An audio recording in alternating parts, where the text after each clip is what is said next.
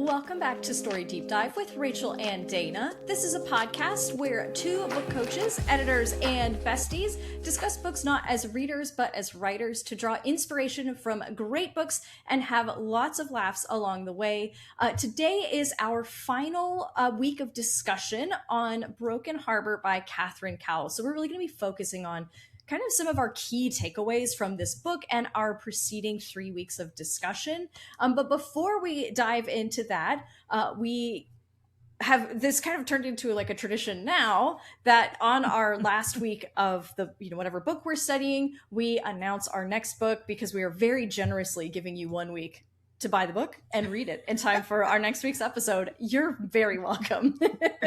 And our next pick for next month is going to be a crossover pick that sort of layers in Dana's sort of genres and my genres. And Dana, you're the one who actually introduced me to this particular book. Do you want to kind of tell us what it is and who the author is, and maybe even like what sort of inspired you to pick it as our crossover pick? Listen, y'all, she be putting me on the spot because of all of the things. And I'm just like, I needed a book for the slot. Okay. I gave you a very long list also. Could you tell me this, and also this, please? Say that was not in the notes, ma'am. Okay. So the book selection is Louisiana Longshot by Jana DeLeon. And I could be saying that wrong. But why I picked it. First of all, I think it's a hoot. And as we get ready for the books that we have coming up, mixing up the flavor is helpful. It's also a book that I feel like we haven't fully had yet as a cozy mystery. Mm-hmm. And this is not your traditional cozy mystery, right? Because a lot of them are amateur sleuths. And she is a CIA agent. Yeah. Mm-hmm. Which is a little bit on the different side, right? I mean, she's amateurish in her dealing with small town politics and small town shenanigans.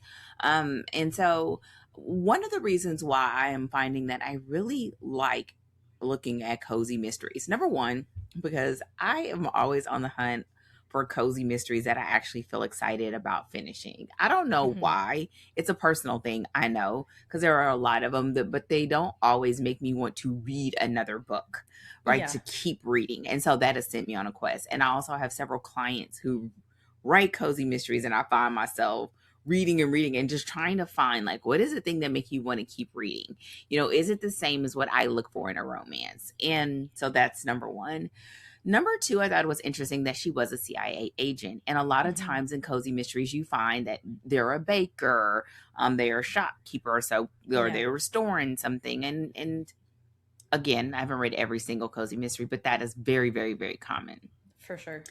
And the dynamic of the ladies that are in the book, I thought is very interesting. Yeah. The last thing that I find that is just not a rule of thumb, but it's something that is common to me when it comes to cozy mystery is that it is a great way to study character development. Mm.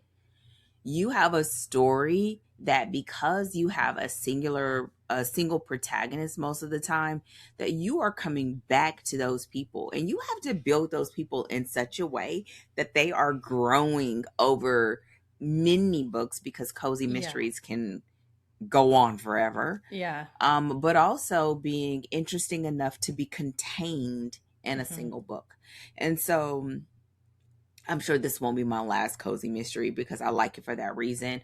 I think it's a great thing for a lot of my clients who are romance writers to sort of take in as well, because the heart of our stories is character change.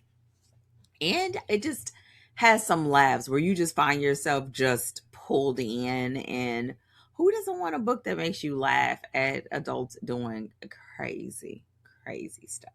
So those are some of the reasons why I picked it. And the last thing, I think is the last thing for all. It was recommended by one of my clients, and she was so right. She was just like, Dana, I think you would love this. And she writes inspirational romance, but she loves cozy. So she's always telling me about books because she knows I'm trying to find the series that I just love. And I think I actually have But and so that's another thing. So when a client points it out, or it's something that I think has made them bring it to my attention, I try my best to read it and see, okay, yeah, this is, and this particular one, it does all of those things while at the same time not being in alignment with what you always think, but it has the heart and sort of the rhythm and the undercurrent that you expect, while having a protagonist that's a little bit different.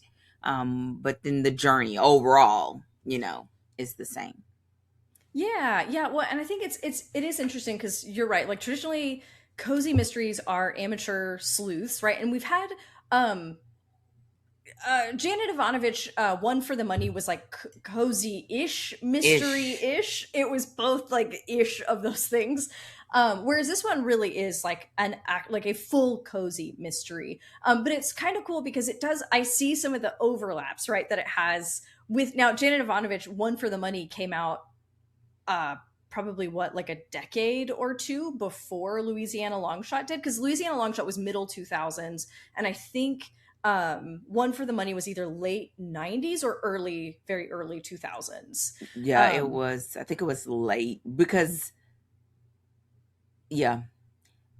Fun fact, I think I said that during the episode when we did it.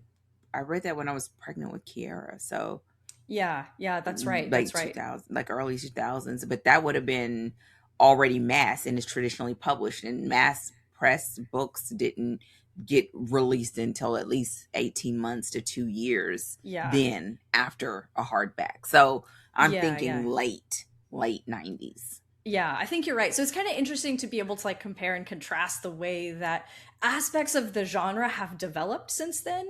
And one of the things that cozies are so good for is like really leaning into comedy. And again, that really like part of that is so helpful for the tone that you want of a cozy, right? Because we're always sometimes cozy mysteries will be about, we're looking for like a missing thing, or it's not always murder, but it is frequently murder. And so being able to lean into sort of outrageous small town environment, go heavy on the shenanigans, that's a part of how cozy mysteries sort of diffuse the tonal tension of the fact that like a man is dead, for God's sake, somebody died. Bodies dropping. Exactly. Because I think she does a really good job of like leaning into that facet of cozy, which is zany cast of characters. And like, because almost universally, when we write about small towns, they're weird because small towns are weird. And so like we kind of really like lead into like what is uniquely weird about individual small towns. Because if you've ever lived in a small town for a long period of time, or if you came from a small town, you learn very quickly that they have their own like little weird like things, like little cultural things that are like common to a small town. And so of course when we do a cozy mystery, normally we lean like really hard into those and we kind of exaggerate them, make them a little bit larger than life. So this is a fun one to kind of compare and contrast, and it is kind of nice tonal shift because we've talked about this already, so it's not a spoiler. We have Hellbent coming up hot on the heels of Louisiana Longshot, and so having something a little bit to to lighten the mood before we descend into the depths of hell. I'm very excited about this trip, and I'm so excited. I'm dragging my friend Dana with me because if anyone was gonna do it, it was gonna be me. Listen, Rachel's gonna use every opportunity she can. The fact that she about to drag me down this trail, y'all. Listen, I'm gonna be here for it. But yes, I would say that is so true. I think the fact that you have this opportunity to dissect the different types of people, the balance of people, the balance of being present, but also aiming to seed things that could be carried out in the future. Like there's so many reasons in that context of why you want to even read a cozy mystery, and then when it's done well, to be able to withhold information, to drip information, and like drag us along at the same time. It's a great read, and it's just almost like a master class when it's done well. Yeah, absolutely. And also getting to add like a serial style novel, because we have like a couple of those sprinkled in throughout our 2026 and 2027, or I'm sorry, 2025 and 2026 book picks. And those are always interesting to look at for exactly those reasons, because a lot of the picks we do are either standalone or part of like contained series versus this kind of serial style where it can kind of go like, as long as you can make it keep going, you can. And a lot of times like that is exactly what cozy mysteries do, is they do kind of tend toward the serial style.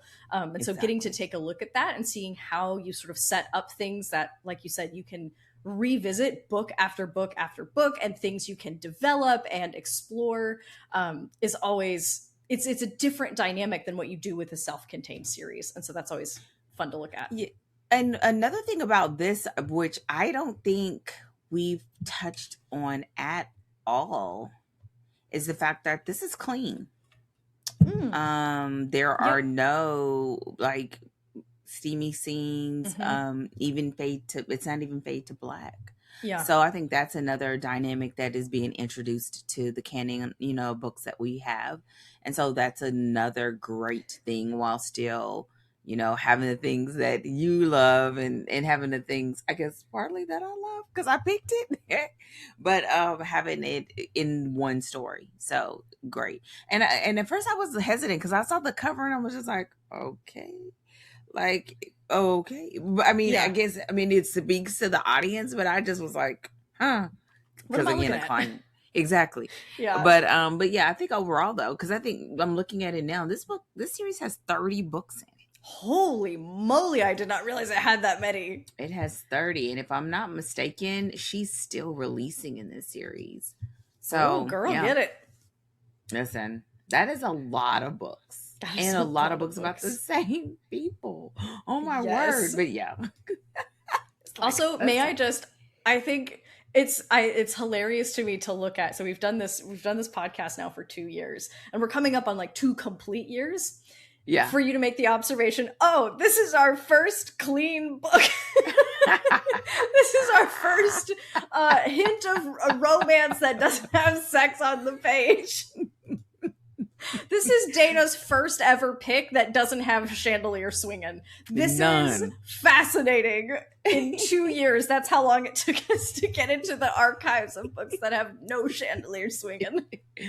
Listen, I mean, listen, again, that's what, listen, it wasn't my pick. I mean, it was my pick, but it was given to me. And I'm looking too, she released one as soon as the last one was in April. Wow. So she's still releasing. Yep. She's going strong. Maybe it's gotten steamy since then. We don't know. It probably hasn't. But... No, because not for cozy. Not for cozy. Not usually. The people do love the steam.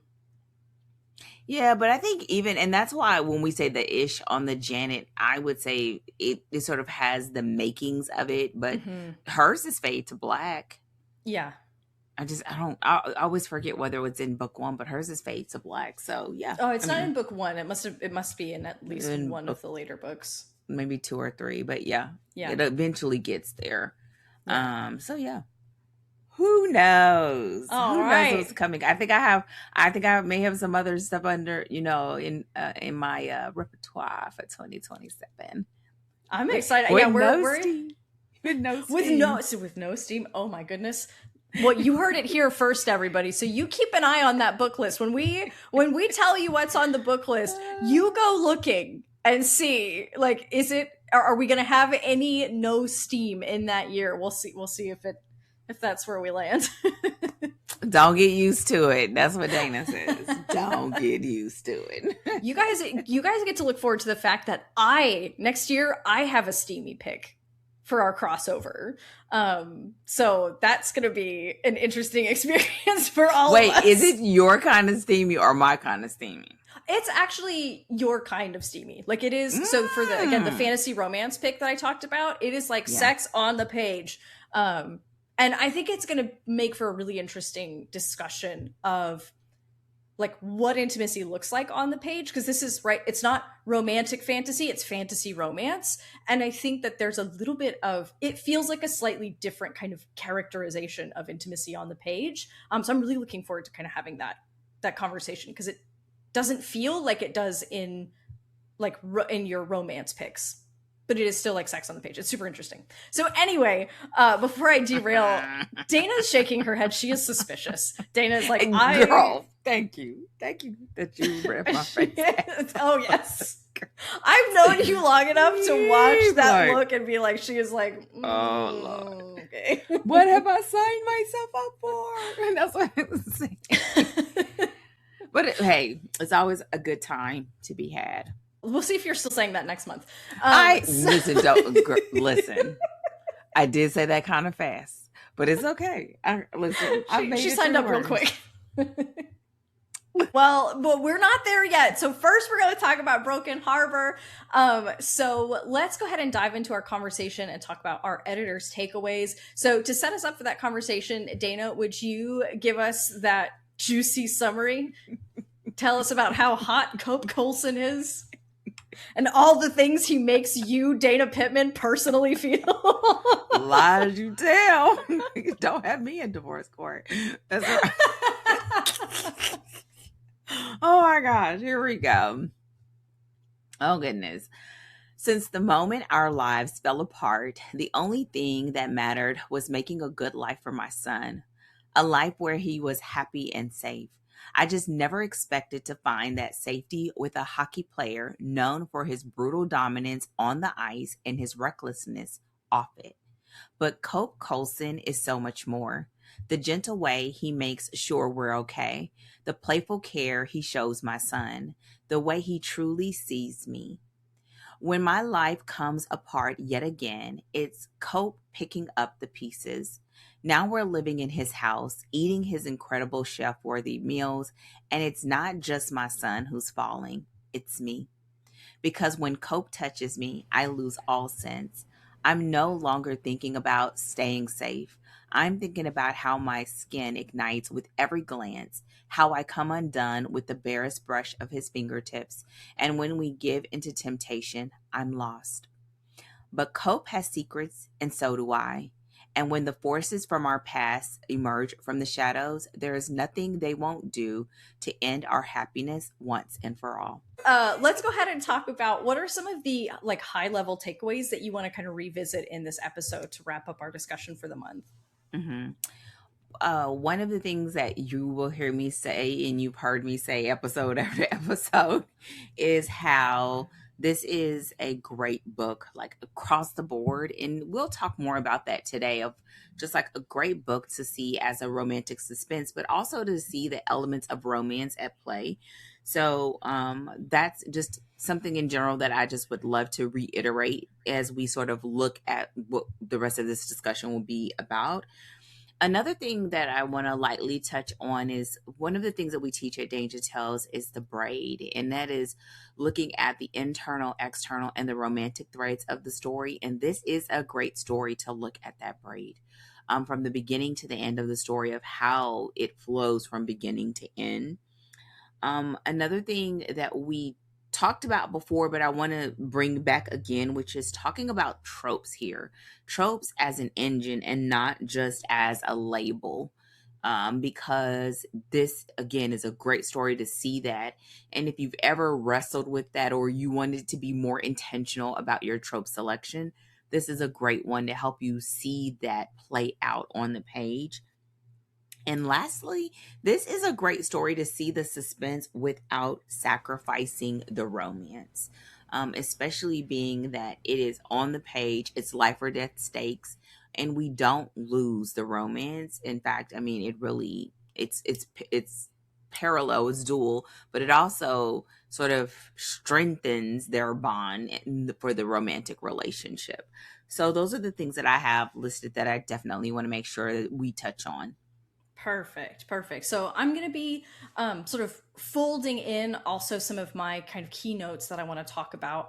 So I want to revisit this concept of really looking at your external story threads and utilizing those to best effect in your story and what they actually provide to your story, rather than just like arbitrary filler stuff, right? Because we don't need or want just filler junk, but we do want things that are going to meaningfully help develop the story. I also want to talk about developing specificity for your story and your characters. So back in the characters episode, right, we talked about flashbacks and memories and also relational dynamics and how specificity actually makes those things memorable. So I want to kind of talk a little more about that and highlight that point and that feature as something that was done really well in this particular story. And then lastly, I just want to revisit the importance of interpersonal conflict. I think especially when we have characters who are supposed to like each other, whether they are, whether they are romantically attached, or even if it's just, we have a group of friends, going on an adventure or whatever. Sometimes we shy away from interpersonal conflict because these are people who like each other. But life tells us that we have scuff with people, even people that we like, and that is actually a part of our development as people. And so incorporating that in your story and not running away from that is something that I also want to make sure that we spend a little extra time talking about today. So to kind of kick off our discussion, since this is sort of an overarching feature of the story, do you want to talk a little bit about this story as an example of the 4-act structure? And I mean, it might even fit kind of nicely with the story Braid that you were talking about. Do you want to kind of kick us off there? This story, just in general, I just feel like it's a strong story to be able to look at romance in general from beginning to end, like how you're watching this couple go through the process of never having met each other before to being in this happily ever after, happy into the future stance. And one of the things that you learn when you work in the 4-act structure is how each one of those acts are sort of make up 25% of the story. And a lot of people, when you first hear about this, I think it's hard for them to wrap their head around, because a lot of times we hear about the 3-act structure. And so hearing about that, first of all, throws people off. But to me, I've always felt like it's such a natural progression, especially if you're a person that you're aiming to work on your pacing and pacing your story. Knowing that you have these 25% chunks is just helping you from the gate, right? It just helps you. So here, when we look at the fact that you have them go from their sort of status quo to going into the moment of them sort of getting to know each other and us understanding the stakes and everything that's going on, and them sort of resisting but slowly falling in love, to them sort of fighting love a little bit because their wounds sort of reveal themselves again, and then having sort of that climactic moment, and then going into them being prepared to fight for that love. We see those components play out really plainly. And the way that she writes it, I'm saying plainly, and I'm not saying that it's simple, but it's written in such a way that if you are a person that you're still trying to come to grips with what that looks like, you can use this story as a really great way to do it, whether you want to write romance or not, whether you want to write romance as a subplot, whether you want to have a romantic relationship, because the progression of romance is still necessary, even if you just have it as a subplot. This is a great way to see that momentum. Part of when I'm teaching this is helping my students and clients to understand that part of that is understanding that your characters have multiple goals when they progress through a story. That goal isn't, oh my God, I want to find this rich dude, have him marry me, and live happily ever after, right? That and have his babies. Very relatable protagonist. That sounds like the kind of protagonist that everyone would not like, right? That would be like, ugh. Wait, why does my voice go up and your voice always goes down when we are being overly okay? Even though there are stories, and this, I'm actually reading one now where the beginning really is driven by the romantic relationship, but that's a harder story to tell, right? It's a harder story to tell. So here, so whenever I'm working with clients, I'm reminding them that, you want to look for the braid, is what we call it in Danger Tales, the internal, the external, and the romantic relationship, that there are goals that are connected to that. And at all times, as you move through the story, you want to be aware of that, right? Because whether you're looking at the trifill cycles, or you're looking at the progression of the stakes, or whether you're looking at the way that your characters are transforming, they're all sort of revolving around that braid. And this story, again, does a great job because we see the relationship between Sutton and Cope, whether you are thinking about Luca's sort of role in it or not. We see Sutton's relationship or situation when it comes to the external with her ex and the things that are sort of that sort of cloud that's hanging over her and Luca. And you also see the romantic relationship and in this case, he represents all the things she's trying to stay far away from. Yeah. And that is also bumping up against that wound, right? That she sort of is wrestling with on her internal journey. And also I would say for her external journey, I would say of her aiming to build a stable life for herself and her son in the challenges that she's up against to be able to make that happen. And so we can see that, like, being able to call that out helps your brain to be able to track it, what it looks like in this chapter versus that chapter. How has it progressed? How has it changed? How has it regressed? And this is, again, one of those stories where I find that a lot of times, and I think this is the last thing that I have to say about those two things sort of combined. I find that a lot of times you will have writers that do such a great job of integrating two of those elements that it's hard to sever them. Now, on the sense of reading the story, that's a great thing, right? Because it sort of bleeds together and they are connected, and it's a great thing. But if you're using the story to study, it can make it a little confusing because it can make it seem like it doesn't exist, but it does. Right. It's that some of the beats you're getting double duty instead of it being isolated enough for you to be able to track. And so in this story, I think the ability to track those is a lot clearer, which helps it to also be another one of those great examples of looking for that, especially if you are hearing this for the first time. You know, you can always come to Danger Tales and check it out. But if you're hearing it for the first time and you're sort of wrapping your mind around what does it look like and how does that feel, this is a great story to be able to do that. Yeah, absolutely. And this fits really nicely with this idea of kind of having those external threads for your story, right? Of what your protagonist is doing throughout the story in pursuit of goals. And again, we don't want those goals to be random or miscellaneous, but this is, you know, what Sutton is doing when she's not involved, like when she's not just with, even when she's not with Cope, right? Just in the same scene, she is pursuing building this life, right? The romantic thread is key, right, to the life that she's building. But then when we see them, particularly when they're not in the same scene, and because that's the one where, again, in some of our past picks, we've seen that it's like when our lovers aren't together, they don't have anything to do. But we are watching Sutton thinking about the other. Yeah, exactly. They're like wandering around the city at night and like reflecting and like, okay, I guess. But Sutton, right? But that's also like what makes Sutton more likable, right? Because we see that girl hustling, right? She is trying to and it also is what keeps her from being, you know, like a damsel in distress, right? Of like waiting for someone to swoop in and save her. She is actively working to build this business, to protect her son, to, you know, create that stable life. And what that also does is it helps you kind of pull in multiple sources of conflict, right? So the way that we talk about it in the Academy, this is not, you always have a nice, like, clean name for frameworks and stuff like that. I'm not gonna lie, okay, we operate on some janky terminology over here. We call them conflict buckets. And it is exactly what it sounds like, where when you look at your story, you can sort of abstract your conflict into like categories, right? Your sources of antagonism. The places and sources of antagonism sometimes feels too vague versus, right, I don't know if buckets of conflict sounds less vague, but it's, again, we're abstracting where all is the conflict coming from in our story.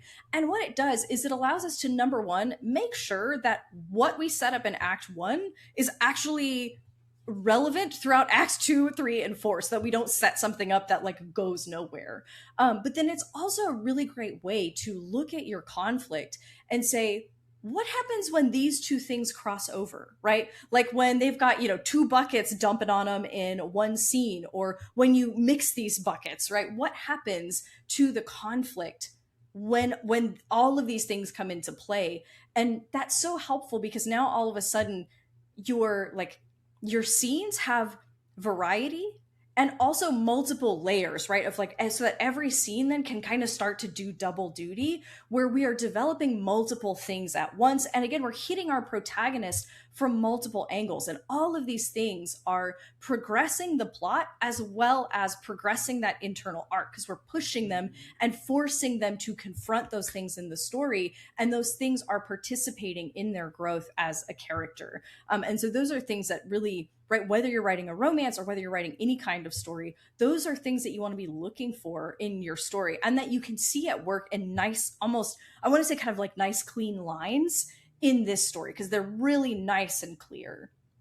Yeah, and I would say the other part about this that is just the bonus, right? It's like the cherry on top is the fact that it really helps to keep from having plot holes, right? Oh my gosh. Being able to see, and especially if you are mapping it out or you're going back through and you're trying to ensure that you like everything is sort of pacing the way that you want or the way that you think it should or you imagined, going back through and being able to sort of plot each of those lines or plot each one of those threads or identify each one of those braids, it makes it so that if you have any issues, it's almost like it's like blaring, like you can see it. And so Yeah. it on one hand it makes it very tangible to the reader, but then on the other side you're helping yourself as the writer by whether it's a bucket or a braid, where you do one of them bees, okay? Do one of them bees to make sure it's happening.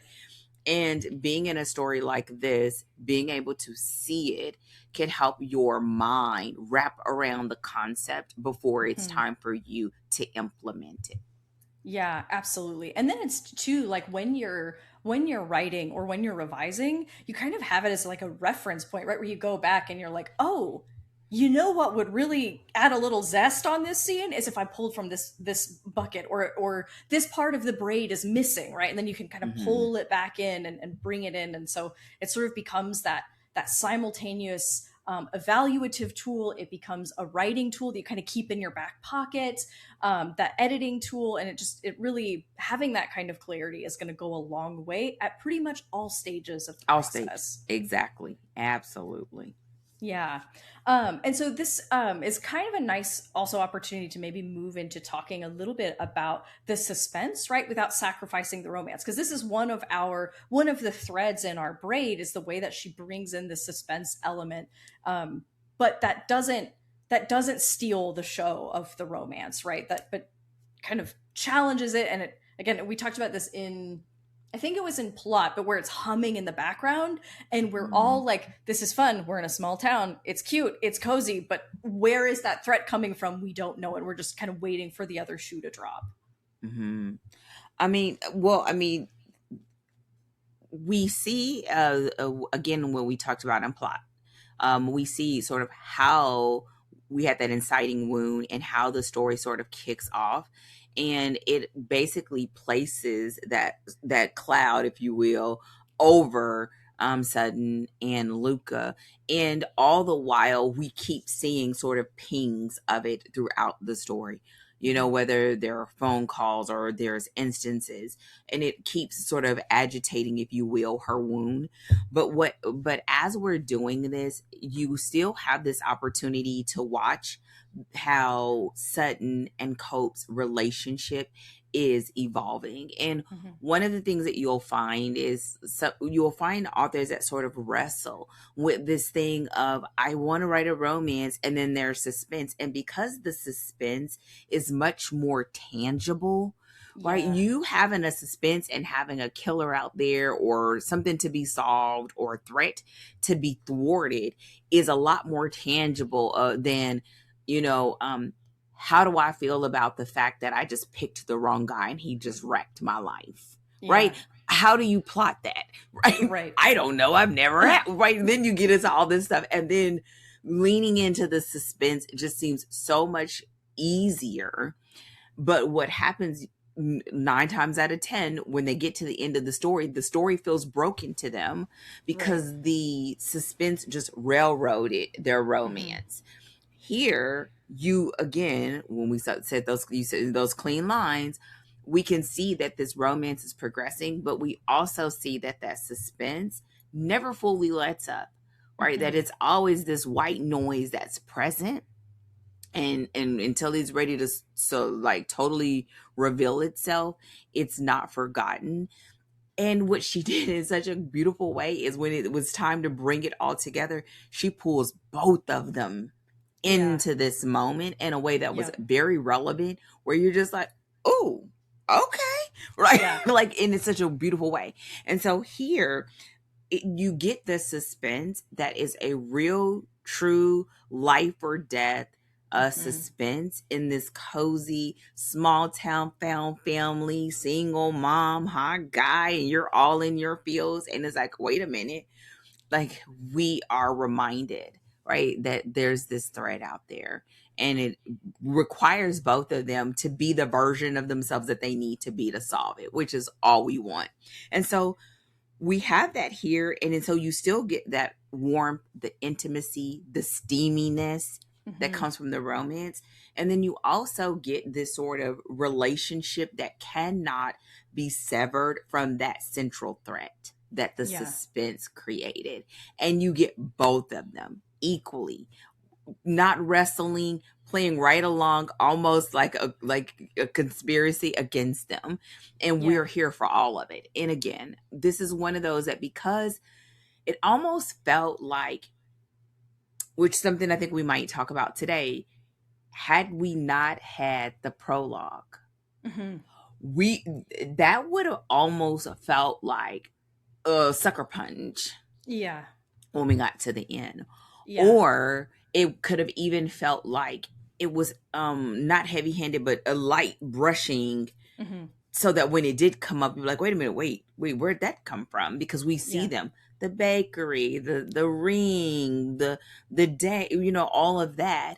Yeah. And then all of a sudden. And so it wasn't all of a sudden with Sutton or coping. I think she picked some weird names, and I'm very corny with it. But the point is, you get both. And so this is a great story for that. And the last thing that I will say about it, which again, we talked about, I think it was in plot and a little bit in characters, is that you then have it going back to the extremes of life and death in a situation where you just have regular people. These are regular people. They're not law enforcement. They're not expecting to have to battle this, that, and the other, or the stakes that come their way. And it still feels very relevant and very real, and in some regards, unexpected in the best kind of way when it happens.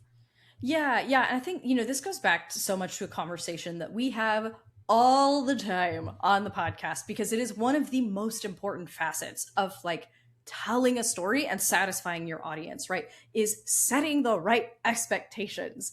If she had not let us know, right, dropped that, because I think chapter 1, right, she gives us a nice sense of the wound, right, and how it's impacting her. But by putting the prologue, impacting her being Sutton, but by putting the prologue in there, again, it's signaling something so important about this is where the story's going. If you don't want that, this is not the book for you. But also that, again, to your point, it doesn't feel like all of a sudden we're like, what book am I in? Where did what happened? Right. And feeling like there's a mismatch between the expectation and the payoff. And so she was really, really crystal clear about that, so that it is satisfying, right? It's a good twist, not out of left field. And that is what we are always looking for. Exactly. And again, this just does it in a way that, whether you want to write romance or romantic suspense, I think it would also be something that's very helpful if you decide you want to do a subplot, because, which I think we'll talk a little bit more about, there's nothing better than a story that has a subplot that is so nicely plotted that it just all sort of melts together. Yeah. And part of that comes from it being seamless, right? Part of that comes from the fact that you have it so integrated and the progression is so smooth. It's almost as if it's not beating along. It's progressing with everything else nicely. So seeing it done nicely helps to sort of calibrate your mind to the fact that this is how it should feel. Now, how do I recreate that feeling, if you will, in my story? Yeah, absolutely. And let's go ahead and just topically, I feel like shifting over into tropes is a great. This is sort of like one of the big things that was really important in this story is like her use of tropes, not as arbitrary, but as having meaningful impact on the story. Do you want to talk a little bit about that? And we will talk. I always got to remember if you're listening to this, you probably already heard it talking about the tropes, looking at it in a sense of not just with labels, but the fact that it is a part of the sort of the engine that moves this story along. And we see all the good ones, right? The fact that there's a single mom, the fact that there's a hockey player, you could even say billionaire, you could even say opposites attract, you could say found family, like you could pull all of these tropes.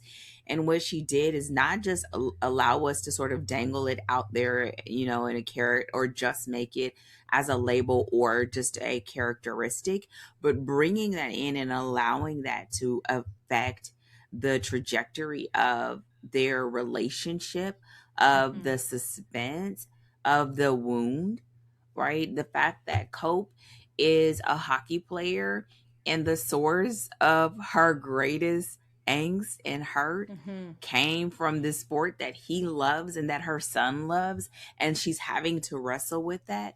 I think what it does is I think it just helps you as a writer to just, if you really want it for the reason, like if you really want it, people are loving it. I don't think there's anything wrong with doing it. I think it's smart marketing in my book, but we can always talk about that another day. But if you know you really want it, go ahead, roll up your sleeves and make it count. Yeah. And really allow it to not just be in name, but also in deed. Yeah. So that it makes the story better. Right. And this is sort of like, you get this one for free. And adjacent of that is that what it also does, I think what it helps you to do is to really bring your creative spin on something that we are already very familiar with, and we came here for it. People were looking for hockey. They wanted hockey. You got hockey, but you also got hockey when hockey gets a little bit rough and not just on the ice. And when hockey turns into something that someone is having to struggle because of their love or their desire to play professional hockey or whatever. And so we were able to take that, and she's able to sort of put her spin and twist on it and allow it to sort of permeate the experience that we have as readers, while at the same time delivering. And so I think it should be, well, and I guess I should say a couple of others too. We have small town. We totally get that.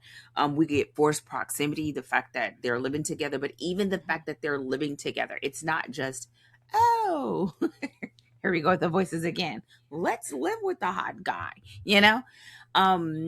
it is something that she is fighting. She is fighting to the nail because she wants no parts of this. And all the while, it is challenging her on all of those, each thread and each bucket that we've talked about, right?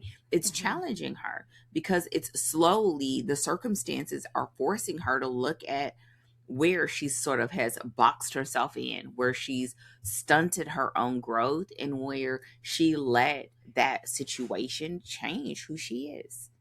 Yeah. And to get the love that she really wants, the life that she really wants to give her son, the life that she really wants to give him, something has got to change.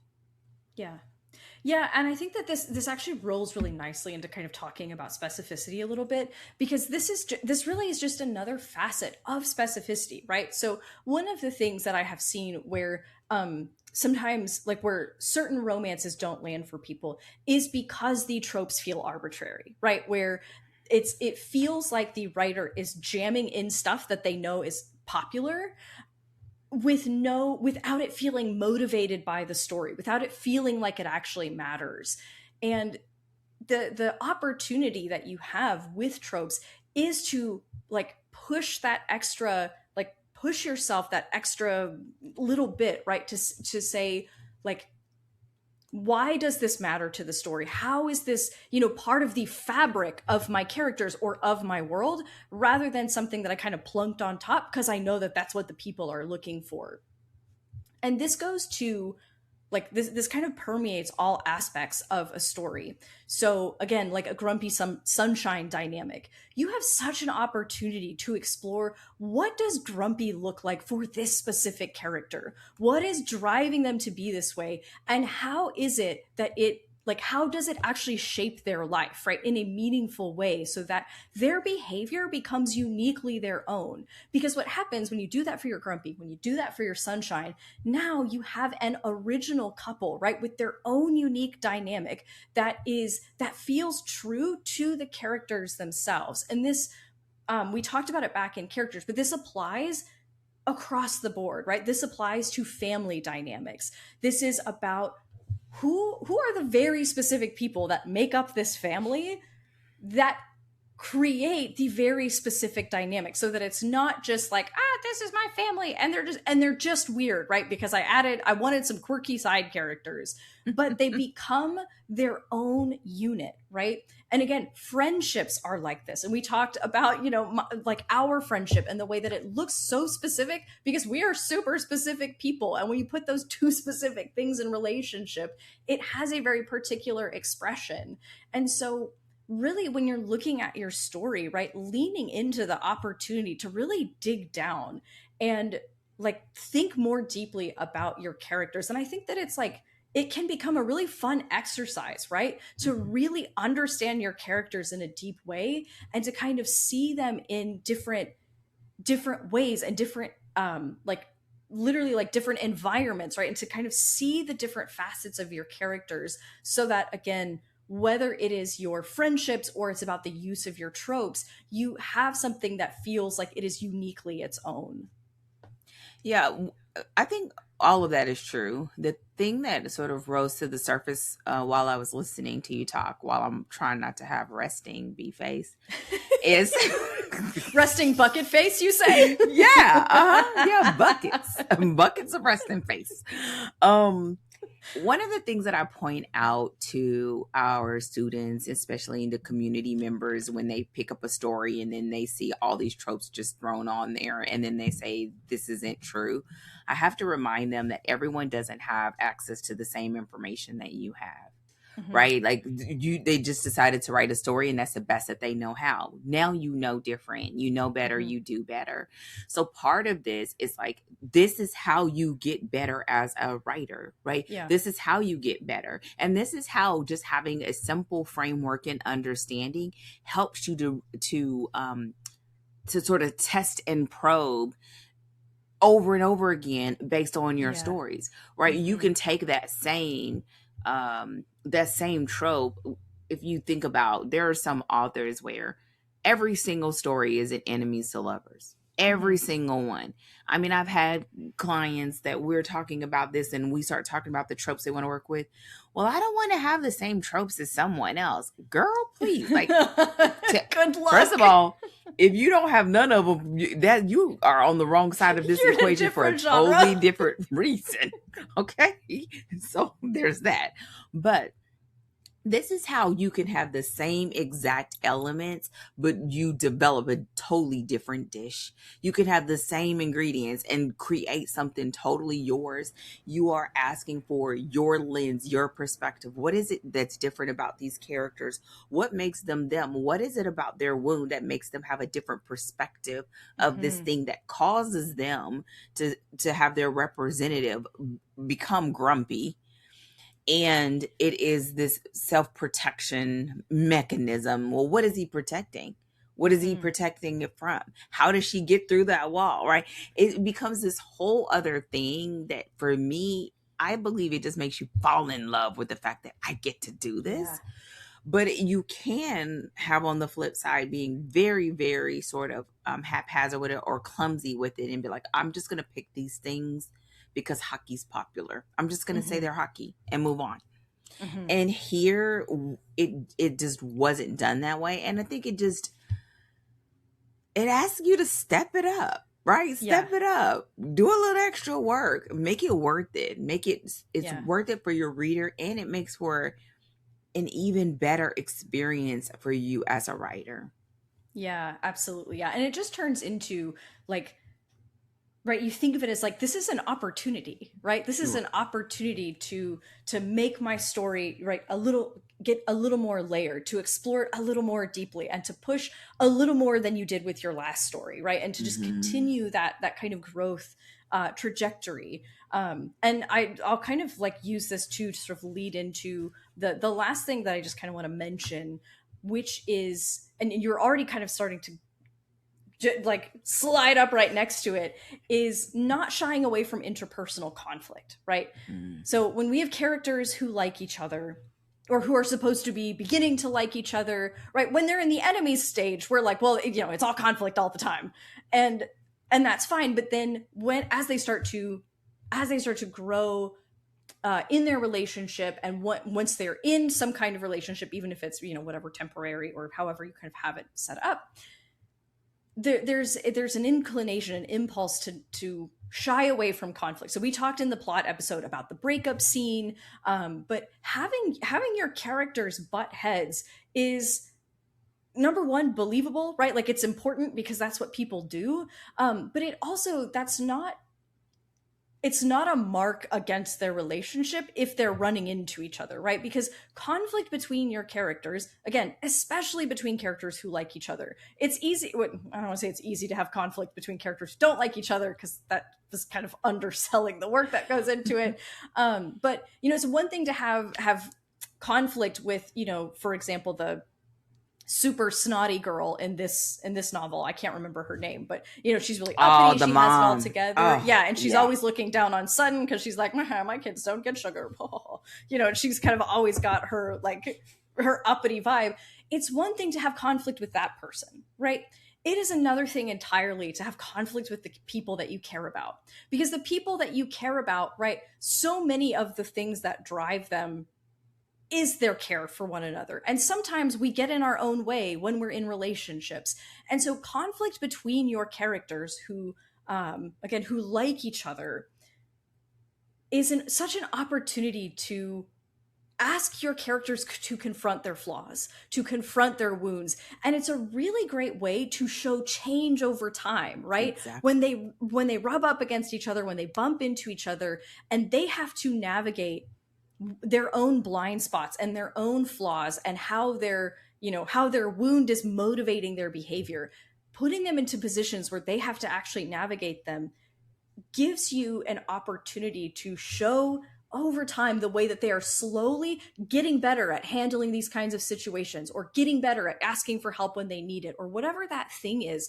That is one of the ways that you can actually show your character changing, so that it doesn't feel like it did happen overnight, right? Where it's like all of a sudden after the breakup scene and they come back together and they're just like, I'm fixed. Like, if anybody has that experience where they're like, wow, all of my trauma, all of my relational baggage, I fixed it like that. Tell me your secret, because that has not been my experience in life. And it's not what we want in stories, because that's not what it feels like in real life, right? And so I think that, again, sometimes there's a temptation to shy away from interpersonal conflict, either because people are supposed to like each other, or because we've seen it done poorly and it puts us off. Don't fall for that trap. Do it well, and it'll be amazing. Yeah, and the bad part about romance, it makes it feel like great sex all of a sudden cured you, right? Yes. You're like, boy, that was easy. All I needed was a good lay. Okay. But I will say, the one thing glad that's permanently on a recorded line. Okay. Listen, who knew? Okay. The one thing that I kind of want to just sort of draw a picture, you know, as you hear that, it's the opportunity for your characters to confront their wounds in a safe space, right? Because you can confront your wounds at any point, which is what their lives have been like. But in a safe space means that they're gonna take a look at something because this is someone they care about and they don't want to hurt them, or someone can say something because they are in relationship that someone else can't say to them, and therefore it helps them to confront it in a different way. So the fact that you also get the opportunity to see the change on the page, it makes it so as a reading experience, we get the opportunity to see for ourselves how they're changing and how they're thinking differently and what are the things that they have to confront. The last thing that I'll say about this is the better you get at this, the better you are able to see how you don't do this as a writer.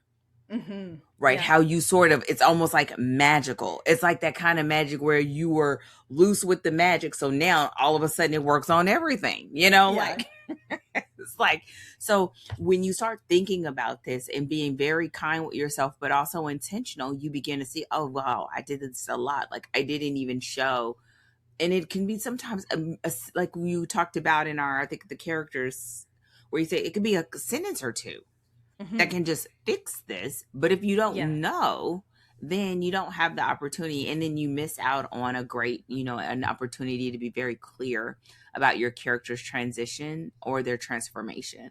And so, yeah, I totally agree. And it's something that the more that you do it, the more that you sort of are leaning into that iron sharpening iron. Yeah. That's what you're seeing it at play, and it's doing it in a safe place. And there are times when it doesn't feel safe, and when it doesn't feel safe, even that causes your character to confront, well, why not? I feel safe in this situation. Why do I not feel safe in this, or whatever, I'm using that as an example. So definitely, I totally agree. Yeah. Awesome. So were there any other points, any last additions you wanted to make sure that we covered before we wrap our discussion of Broken Harbor? The final thing that I want to say that I feel like it is something that I think we say often, and if we don't, now I'm saying it, is that as you're going through this process, what we're showing more than anything in my mind is how much we can learn from books that may not be our own picks. Like that we can see things just like what we're asking our characters to do. We're seeing it through a different perspective and a different lens. And when you see it, don't just unsee it. Right? Ask yourself, like, okay, so what did I see? What was necessary to make that happen? And how can I do something similar? Especially if it's something like, ooh, I've never considered that before. And I'm always telling students, is like, oh my gosh, I don't want to copy someone. No, you would never do that. If you look at something and you learn from it and you generalize it. And then once you generalize it, think about, well, why is it that hit me? And a lot of times that's when you go into your own personal bucket and you uncover and pull out something that only you would have been able to uncover anyway. And now you have a working example in this story that you now have this little nugget of information, and you could begin to say, okay, now what did she do over here? How can I use that as inspiration? And what does that look like under these circumstances? It's not a small town, but we're in the city. And it's not a hockey player, but he's a boss or whatever, right? Yeah. I hope that what we're doing as we're looking at these stories, or even pointing out a story that you may not have ever thought, I'm going to look at this hockey romance. It's almost laughable to many people if you even say that, if they're not a romance reader. But looking at this hockey romance, to be able to say, oh, what does it look like to merge these two genres and make it work? What does it look like to sort of have something that feels like it's totally on either the circumference or an outlier to a small town cozy vibe? Yeah. To insert this drug addiction, mafia, blah, blah, blah, blah, blah, right? All of this. And it works and it fits. And when you have that, it gives you just one more working example of how to tell a really great story. And you have this opportunity to level up. right? To level up. And so that wasn't specific to this, but it kind of is, because you may find that you end up buying this Broken Harbor, not because you want to tell a romantic suspense, but you want to look at it for looking at subplots, or looking at it for character development, or look at it for bringing in a thread that you may pick something else that's totally left, but you want to make it feel like it's seamless.